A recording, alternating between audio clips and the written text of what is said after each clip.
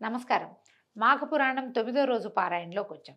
మహాభక్తుడు, మహాతపస్వి అయినటువంటి మృగశృంగుని వల్ల మరణించిన వాళ్ళు మళ్ళీ పునర్జీవితులైనటువంటి ముగ్గురు కన్యకలు తాము నరకలోకంలో ఏమేం చూసాము, ఎలాంటి బాధలు అనుభవిస్తాడు జీవుడు, దాన్ని ఎలా తప్పించుకోవాలి అనే విషయాన్ని ప్రజలందరికీ తెలియజేసిన విషయాన్ని దిలీప మహారాజుకి వశిష్ఠ మహర్షి తెలియజేశారు.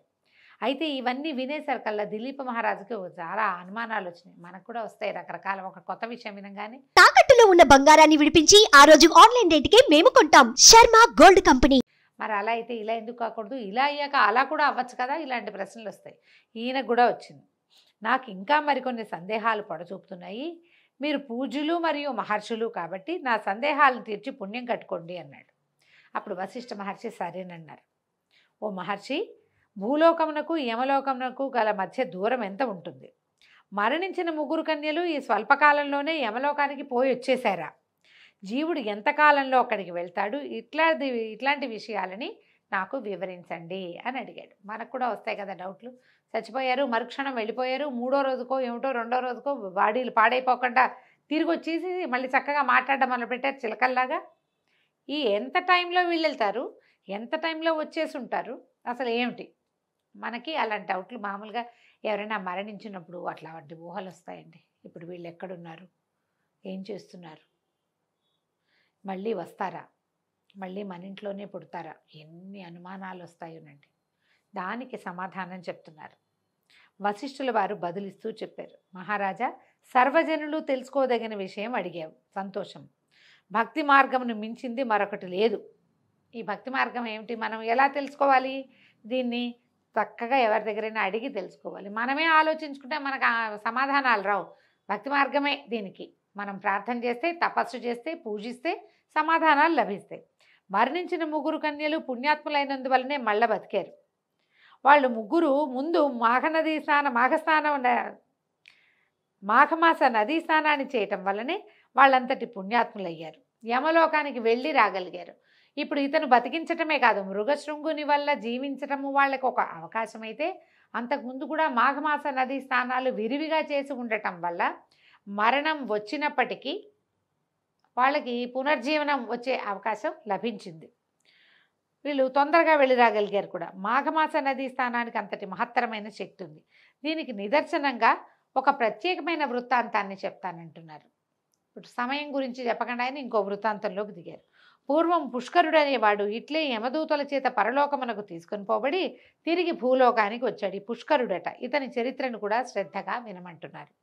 పుష్కరుడు అనేటువంటి బ్రాహ్మణుడు మిక్కిలి జ్ఞానవంతుడై సమస్త జీవుల యందు దయ కలిగి ప్రవర్తించేవాడు. పరోపకారమే ఇతని జీవిత లక్ష్యం. ఇతడు ప్రతి మాఘమాసమందు నదిలో స్నానం చేసి జపతపాదులు, విష్ణు పూజలు, పుణ్యకార్యాలు, దాన ధర్మాదులు చేసేవాడు. మాఘమాస వ్రతదీక్షాపరుడై సదా భగవంతుని సేవ ఎందే కాలం గడిపేవాడు. భజనలు, భగవన్నామ సంకీర్తనలు చేసేవాడు. ఇతడు శ్రీమన్నారాయణుని పరమభక్తుడిగా ప్రసిద్ధికెక్కాడు.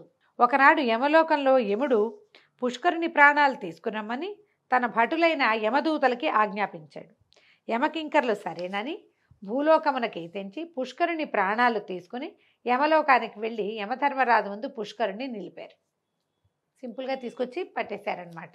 ఏలిక, మీ ఆజ్ఞ ప్రకారం పుష్కరుని ప్రాణాలు తెచ్చాము. ఈ జీవికి ఏ శిక్ష విధించారో తెలియజేయండి, అమలు పరుస్తామన్నారు. హాహాకారాలు చేస్తారట, అంటే గట్టిగట్టిగా అరుస్తారనమాట. యమలోకానికి ఏ తెంచినా కూడా, అంటే మరణించిన తర్వాత కూడా అమిత బ్రహ్మ తేజస్సుతో ప్రకాశిస్తున్న పుష్కరుణ్ణి యమధర్మరాజు చూసి అరే ఆహా అనుకున్నాడట.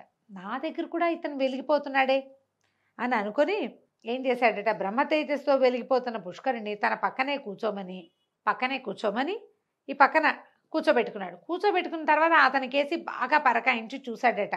చూసేసరికల్ అసలు విషయం గ్రహించి భయంతో వణికిపోయాడట. వణికి అంత ఆగ్రహంతో, ఓ చిత్రగుప్త, ఏమిటిది, పాపిష్టివాడైన పుష్కరుని ప్రాణాలు తీసుకురమ్మంటే పరమభక్తాగ్రేసరుడు, విష్ణు పూజా దురంధరుడు, పుణ్యమూర్తి అయినటువంటి ఈ పుష్కరుణ్ణి తెచ్చారేమిటి? నాకు ఇదెంత నగుబాటును తెప్పిస్తుందో కదా. అసలే విష్ణు భక్తుడు, విష్ణుదూతలు ఈ విషయం గ్రహించకముందే ఇతన్ని సగౌరవంగా భూలోకానికి పంపించేసేయండి అని చెప్పాడు. మామూలుగా విష్ణు భక్తులు అంటే మనం కార్తీక పురాణంలో కూడా వింటాం. విష్ణు భక్తులు వీళ్ళు విష్ణు సాయుధ్యం పొందుతారు. విష్ణు పార్షదులు వచ్చి శంఖమాలాలంకృతులుగా, అంటే శంఖ చక్ర ఆయుధాలు ధరిస్తారు, పద్మమాలాలంకృతులుగా ఉంటారు. మెళ్ళో పద్మాలు ధరించి సాక్షాత్తు విష్ణు స్వరూపులుగా కనిపిస్తారు. సారూప్య ముక్తి పొందిన వాళ్ళు, భగవంతుడి స్వరూపాన్నే పొంది ఉంటారు. వాళ్ళు వచ్చి తీసుకెళ్తారు. ఇప్పుడు ఈయన మహావిష్ణు భక్తుడు, మనం ముందు కథలో ముందే చెప్పుకున్నాం. ఆయన విష్ణు భక్తుడు, తర్వాత మాఘ స్నానాలు చేసేవాడు, విష్ణు పూజ చేసేవాడు. ఈయన్ని యమభట్టులు ఎట్లా తీసుకొస్తారు? లెక్క ప్రకారం, పురాణాల ప్రకారం తీసుకురాకూడదు. వాళ్ళు వచ్చే లోపల వీళ్ళు తీసుకొచ్చేసారనమాట. అమ్మో, ఇది నాకు చాలా నగుబాటును కలగజేస్తుంది, దీనివల్ల నేను తప్పు, ఇది మనం చేయకూడదని ఆయన గోల పెట్టేశాడనమాట. ఇతనితో ఏమంటే వాడెవడో ఉన్నాడు ఇంకొకడు, ఇంతకీ వాడెవడు? ఓరి మూర్ఖభటులారా, పాపిష్టి పుష్కరుడు అనేవాడు ఆ గ్రామం నందే మరికొకడు ఉన్నాడురా, అతనిని తెమ్మంటే పుణ్యాత్ముడైన ఈ పుష్కరుని తెచ్చారేమిట్రా, మీ వల్ల నా గౌరవమే నశిస్తుంది కదరా అని గోల పెట్టేశాడట ఆయన. అంటే టెన్షన్ ఫీల్ అయ్యాడు యమధర్మరాజు. ఆయన ఒకే పేరుతో ఉంటారు కదా మనుషులు. మనం ఇలాంటి కథలు వింటాం, పురాణాల్లో వింటే కొంచెం వింతగా ఉంటుంది. జరిగుండొచ్చు అట్లా కూడా. ఈయన ఎందుకు తెచ్చారు అని చెప్పి శీఘ్రమే పుణ్యాత్ముడై బ్రహ్మతేజస్సుతో ప్రకాశిస్తున్న పుష్కరుడికి క్షమాపణలు చెప్పి మా పొరపాటుని మన్నించమని వేడుకొని మీరు ఇంకా భూలోకానికి వెళ్ళి రావండి అని చెప్పారు.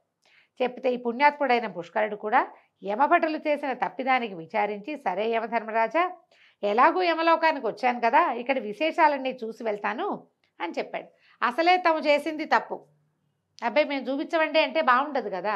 యమధర్మరాజు పొరపాటు పడ్డాడు.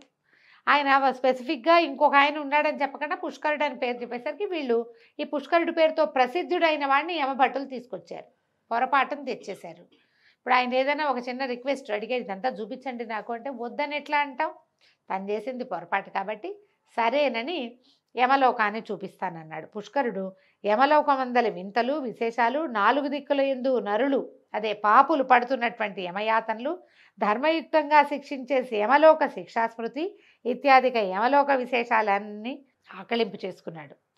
అక్కడ పాపులు అనుభవిస్తున్నటువంటి శిక్షలను చూసి అవి చూడలేక భయపడి శ్రీహరి శ్రీహరి అని హరినామ సంకీర్తన చేయటం మొదలుపెట్టాడట. నారాయణ నారాయణ అంటున్నాడనమాట.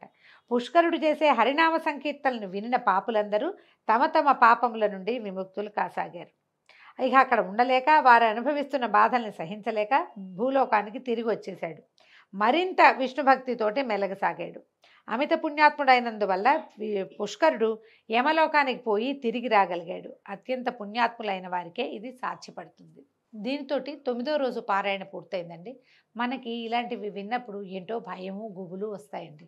భయపడాల్సిన అవసరమే లేదు. మనం మాఘపురాణం చదవటమో, మాఘపురాణం వింటమో, మాఘమాసం స్నానం, కార్తీక స్నానం అదేమిటో చేయాల్సిందే అన్నదే కాదండి. అది లేకపోయినా, మనం ఇవి చెయ్యలేకపోయినా, చేయాలి నియమం, చేయలేకపోయినా కూడా నామ సంకీర్తన వల్ల కూడా మనం సమస్యల నుంచి బయటపడతాం. భగవన్నామం, ఎప్పుడు భగవంతుడి నామాన్ని నోట్లో ఉంచుకోవటం, ఎవరికైనా కావలసినంత చెయ్యగలిగినంత లేదనకుండా సహాయం చేయటం. నరసేవే నారాయణ సేవ అంటారు.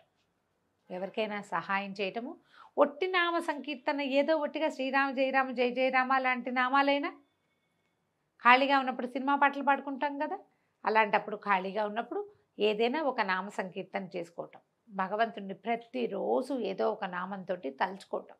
ఏదైనా ఒక మంచి జరిగితే ఇదంతా నాదేనని భావించకుండా, నా యొక్క గొప్పతనంతోటే కాకుండా భగవంతుడు సహాయం చేశాడు, భగవంతుడు ఉన్నాడు అని నమ్మి ప్రవర్తించడం వల్ల కూడా మనం నరకలోక బాధలు పడం. మోక్షం ఇవాళ ఈ జన్మలో కాకపోతే వచ్చే జన్మ, తర్వాత జన్మల్లో అయినా లభిస్తుంది. అవకాశం ఉన్నవాళ్ళు ఏదైనా మాఘస్నానం చేసి సూర్యనారాయణ మూర్తికి దండం పెట్టుకుంటే మంచిది. 9వ రోజు పారాయణ పూర్తయిందండి. రేపు ఉదయం 10వ రోజు పారాయణతోటి మళ్ళీ కలుసుకుందాం. నమస్కారం.